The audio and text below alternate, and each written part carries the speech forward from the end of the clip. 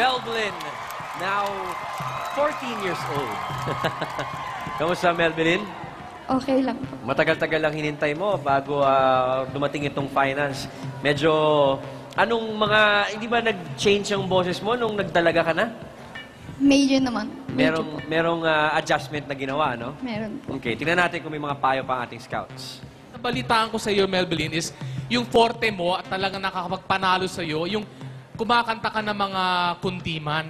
Bata na kumakanta ng kundiman. Huwag kang lumayo masyado doon. Kasi I think yun ang kakaiba eh. Ako naman direct nakita ko nung nanalo si Melvin dito. At ako'y natutuwa dahil habang nagdadalaga ka, paganda yung itsura mo, paganda yung boses mo, pero hindi umiidad ang performance mo. Ganun pa rin. Congratulations. For the benefit of the viewers na hindi nasundan ang kanyang progression sa Hall of Fame, gaya ni Direk Odi, baka naman maaari mo kaming pagbigyan ng ilang linya ba ng kundiman song? Go ahead, Melvin.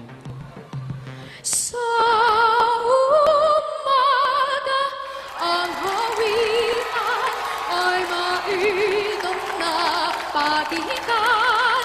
Sa gabi, nung araw mo di mahuli at maliksi. Sa umaga, ang hawian ay mainom na pakinggan.